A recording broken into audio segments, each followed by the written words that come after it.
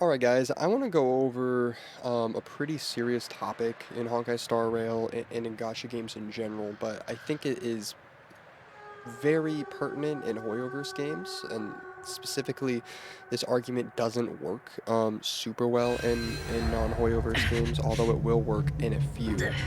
I would like to talk about the idea of why I personally feel like being a whale or dolphin or guppy or sea king is honestly just better for you than being a free-to-play player. I have a few different points that I'd like to go over on why I think being, quote-unquote whale, as if that's a bad thing, is just Danger. smarter for you in the long run, and why being a free-to-play player is not. Um, I know this is going to piss a lot of people off. I'm probably going to lose some respect from some of you, but being a whale is pretty awesome. So my first point that I'd like to go over is the simplest, easiest point. Being a whale is fun. I know I'm going to lose some of you right here, but trust me, they're not all this simple. Being a whale is fun. Anyone that has, spent money on gacha game gets a dopamine rush from, spending money, getting the character you want, and then you get to play with said character at a power level that you just don't get otherwise. I'm specifically talking about whaling on a character. I'm not talking about whaling to play more. I think those are very two different things. I'm talking about getting characters. Spend money to get the character. You pay to play. I think you're gonna have more fun because the game is designed around you doing that. The game wants you to spend money to have fun. So of course it's going to be more fun. I'm not going to stay on that too much longer, but I mean, you get less stress. You don't have to worry about getting characters, so you don't have the stress part. And you get to try out the new stuff all the time. I would Danger. not necessarily consider myself a super whale. I haven't spent really that much money on the game, but I have, 41 out of 44 characters, and I have a lot of signature light cones. I am only missing like 3. I think it was super worth it because I got to experience, most of these characters. Now, they're not as well built as they would have been if I was free to play, but that's because I don't spend money on refreshes, because I think that's dumb. That just shortens the amount of time I get to play the game in the long run.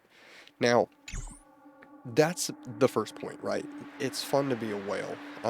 Point 2 is more about why being free to play isn't great, not necessarily why paying money is.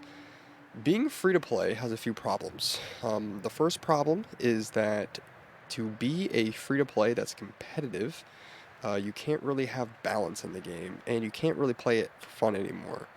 If you want to beat all the content and you're free to play, you typically have to very much follow the meta. And the meta being, the best tactic to achieve anything. So if you're a free-to-play player, you will only use the meta characters, and you will use your daily resources in a specific way that you have to do in order to keep up with Who were everyone you else and make shocked sure you're just creating now? content. You may get units that you don't want. Perfect example of meta slave, Hohua. No one looks at Hohua and wants her. She's freaking stupid. But she's OP and makes the game so much easier and so much more fun that she's worth it. I would not have got her if she didn't have a good kit, to be honest. You can be a meta slave and a whale also, to be clear. But when you're free to play, you're a bit more forced into it. You also have to sink a crazy amount of time into the game in order to get the same rewards as someone who doesn't. You have to play a bunch of events you don't want to do and don't find fun in order to get currency to maybe get the character that you want. So you're basically putting in your time for like $2 an hour, if we're being generous, working not even minimum wage to maybe get the character you want. I feel like that's really unhealthy, and I think that literally it trains you to work for less money. I don't know if it's like a Chinese company conspiracy thing, and I do not want to get in trouble for this like random tinfoil hat idea. But low-key, I almost wonder if Hoyoverse or the Chinese gacha companies train the population to play free-to-play games to work for basically $2 an hour so that they can get away with paying horrible wages in their country. Because people are already used to working for nothing to get bare minimum rewards. Maybe that's too harsh, I don't know. Sorry if that's offensive or anything, but, I said what I said. Now, you have to put in crazy hours. Everyone knows that. The free-to-play player has to trade either their time for the reward or money for the reward.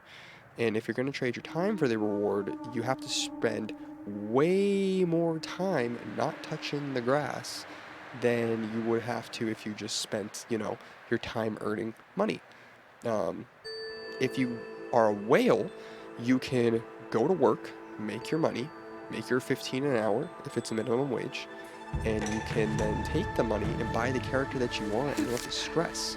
Why would I do an event that's a total waste of time that I don't want to do, just going around and picking, flipping mint on a game where I just want to fight people, to maybe get a character, get $5 worth of currency, when I could just go to my job for an hour, make money, learn a skill, interact with people, and then just buy the character. I feel like that is so much more worth it and better for you as a person. And I think something that most of y'all will not think about because you're too young, but I'm going to explain it in a way that will make sense to you. I don't know if you guys are like this, but on summer vacation, or any vacation, I would just get to play video games all day. This is before I had to work. When you play video games all day, and you have nothing else to do, you have no other priorities, no other things pulling your attention away, you get bored. You start wanting to do other stuff. When you're in school, though, and you have other stuff to be doing, you have tests you need to study for, homework to do, for some reason, gaming is the most fun and addicting thing ever. I low-key think that if you had to work to play Honkai Star Rail, you had to work in order to get money to buy the character you want, and because of that you played the game a lot less, you would enjoy the game more because you would only do content that you wanted to do, you could buy the stuff that you wanted and not buy the stuff that you don't, and you would actually be going somewhere in life. I think that's pretty important. Real life does matter, and you can have a lot of great experiences in the real world and still play a game like this because it respects your time so much as a person that can pay and play. And my last major point, and this is the one that I think is the most nuanced, and I haven't really heard anyone else talk about this point, but I'm really not a fan of gambling. I don't like gambling. I know that's crazy because I play a gacha game, but I would like to point out something. This banner has a pity system, right? So you get your character 50% chance after 80 pulls. So essentially 180 pulls, you're guaranteed sparkle here.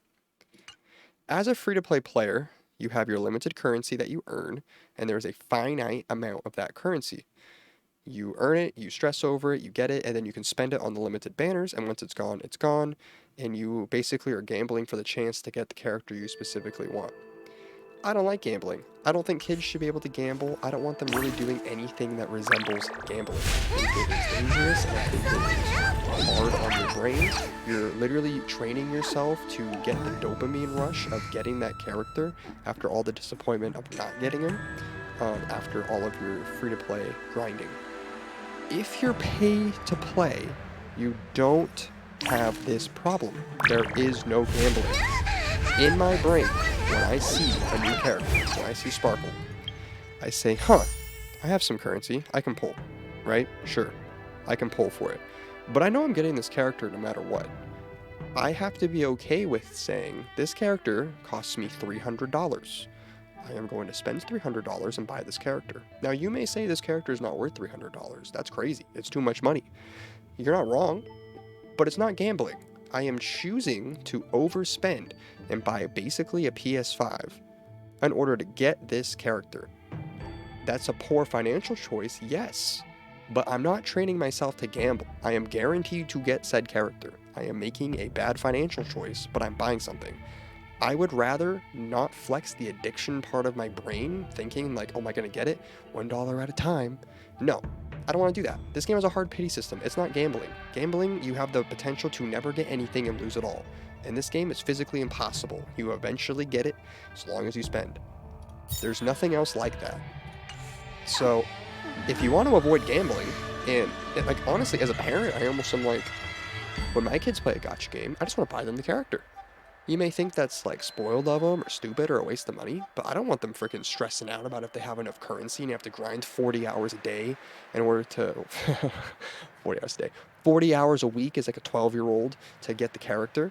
I don't want them to be trained on the gambling and getting the dopamine rush of getting it, or having the, the giant dopamine divots of not getting the character and losing a 50-50. Like, that's just, I don't want to train them for that. And, like, realistically, you shouldn't want to be trained that way either. Um, I'm not saying you should wail and spend your money and all that, but this game is very much engineered towards either getting you to spend money to get the character you want, which is how all entertainment ever works, by the way. You spend money to get the entertainment, or trade a ridiculous amount of time where you're basically free labor. Now, the game is very fun. You can play free to play, especially if you're just trying to do a challenge, make the game harder for yourself or limit what you can do, or you're playing it like a roguelite, and it's like, well, what characters will I get on this playthrough? That's perfectly fair. But for a normal working person who mostly plays this game on mobile in between stressful days at work, or on the toilet when they're supposed to be hanging out with their family, why wouldn't you just pay? I work, it is a hobby. You spend money on hobbies. You could go buy a pair of shoes, or you can buy a Rouen May. Now you could say the shoes are more useful, but I also have 100 pairs of shoes. I don't really need shoes. So, I just wanted to make this video. I think, realistically, the title is a little facetious. Whaling is not, completely superior to free-to-play. Being free-to-play is not a sin. But, I do think people very much go way too hard on being a whale. They go way too easy on being free-to-play. And they don't realize that being free-to-play can hurt you and ruin your life with the stuff that it trains you to do and the way it trains you to be. Being a whale can also ruin your life. Don't spend money you don't have. Don't use freaking credit to buy a character. Buying characters does not build your credit. They're not real. They're not your waifu. They're not going to marry you. You can't spend money on them. But disposable income is disposable income. I mean, it's better than cigarettes and buying stuff that's going to kill you. Like, I mean, come on. It's just a freaking character in a game that's really, really fun and that we all love. If you guys learned something today, or if you have any thoughts, disagree with me, please tell me, like, in the comments below. Leave a like and subscribe. If you even want to react to this, I'm not gonna lie. If some of my favorite people know who they are, I could list off, all my favorite, content creators and stuff that do reactions and things. But realistically, I'm not big enough or eloquent enough for them to probably see this or watch it. But if they did, I would be really curious on what you guys think with what I said. There's a lot more I could say. You could stretch this video out to be hours long and dissect each and every point. But I just really felt, compelled to talk about why, honestly, I feel like whaling is a good idea, especially in moderation. And I think free-to-play a lot of the time does more harm than good. And this is coming from someone that literally worked with youth for a living, playing games like this, and using it as a way to connect with kids and seeing them in poverty. And I've seen what it does to people's brain being free to play. I've also seen what it does being a whale. Like, the games aren't the best for your brain regardless.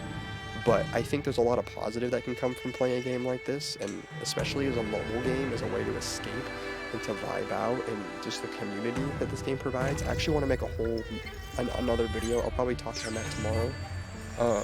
This game does provide a community that's pretty unique. So, yeah, hope you guys liked the video, and I look forward to talking with you guys, next time.